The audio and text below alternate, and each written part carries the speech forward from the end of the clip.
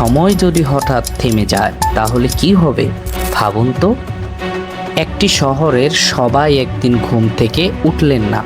আজ আমরা এমনই এক শহরের রহস্যের গভীরে যাব।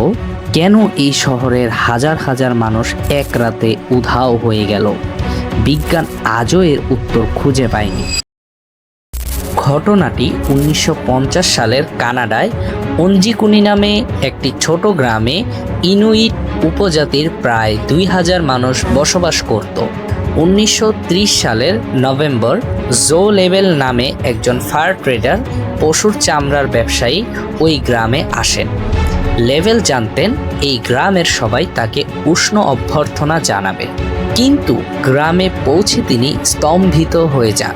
সব কিছু জায়গায় আছে, কিন্তু কোনো মানুষ নেই। মনে হচ্ছিল সবাই যেন মুহূর্তের মধ্যে উধাও হয়ে গেছে।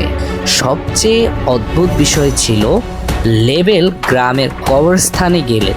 সেখানে দেখলেন সব কবর খুঁড়ে ফেলা হয়েছে এবং ভেতরে কোনো মৃতদেহ নেই। কারা এই কাজ করলো? কোনো বন্য প্রাণী নাকি কোনো অচেনা শক্তি? পুলিশ তদন্ত শুরু করে, কিন্তু কোনো সুরাহা হয়নি। কেউ কেউ মনে করে এটা কোনো ভিনগ্রহী প্রাণীর কাজ, আবার অনেকে মনে করে এটি সময়ের কোনো ত্রুটি, যার কারণে গ্রামটি অন্য মাত্রায় বিলীন হয়ে গেছে। বিজ্ঞান শুধু জানে যে মানুষগুলো ছিল কিন্তু নেই, আর তাদের ব্যবহৃত জিনিসপত্র আজও এই নীরব সত্যের সাক্ষী। বন্ধুরা, আপনি কি মনে করেন এই শহর কি সত্যি সময়ের ফাঁদে আটকা পড়ে গেছে? আপনার মূল্যবান মতামত কমেন্টে জানান, এবং এইরকম আরও অজানা সব গল্প শুনতে চাইলে আমাদের চ্যানেলটিকে সাবস্ক্রাইব করে পাশে থাকা বেল আইকনটি বাজিয়ে রাখুন।